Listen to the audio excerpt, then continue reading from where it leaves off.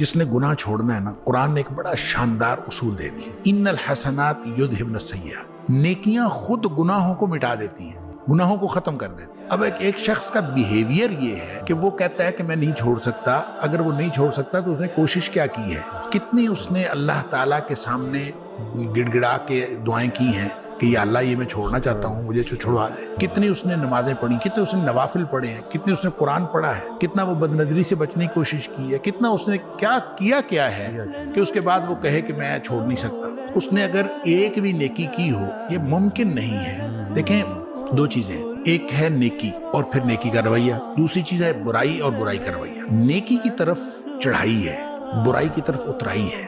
برائی میں بہت جلدی آپ چلے جاتے ہیں، نیکی میں اپنے آپ کو بڑا باندھ کے لے جانا پڑتا ہے، بڑا زور لگتا ہے، تو لہٰذا اپنے نفس کو پورا باندھ کے اوپر چڑھانا پڑتا ہے۔ اور اگر وہ کوئی نیکی کی طرف آتا ہے تو یہ ممکن ہی نہیں کہ اس کی طبیعت کے اوپر، اس کے دل کے اوپر، اس کے دماغ کے اوپر اس کے اچھے اثرات نہ ہوں، یہ ممکن ہی نہیں۔ دوسری طرف اترائی ہے، ظاہر ہے جو اترائی ہے یہ بیک وقت چڑھائی اور اترائی نہیں ہو سکتی۔ جب چڑھائی ہو رہی ہوتی ہے تو اترائی کے اندر فرق پڑ رہا ہوتا ہے، آپ دوسری طرف جا رہے ہوتے ہیں، اپوزٹ ڈائمینشن میں آپ جا رہے ہوتے ہیں، اور اگر آپ جا رہے ہوں اترائی کی طرف تو پھر آپ کی وہ جو چڑھائی ہے وہ اترائی میں بدل رہی ہے اور آپ اپوزٹ ڈائمینشن میں جا رہے ہیں۔ اس کا مطلب یہ ہوا کہ نیکی اور بدی دونوں برابر ایک وقت میں نہیں ہو رہے ہوتے۔ بالکل، جب نیکی ہو رہی ہوتی ہے تو آپ بدی سے دور جا رہے ہوتے ہیں، بالکل ڈسٹنس کریٹ ہو رہا ہے۔ تو وہ اگر آپ نے کرنا ہے تو آپ ہمت کریں۔ یہ ہو نہیں سکتا وہ کہے کہ میں نیکی کر رہا ہوں لیکن وہ چھوڑ نہیں سکتا۔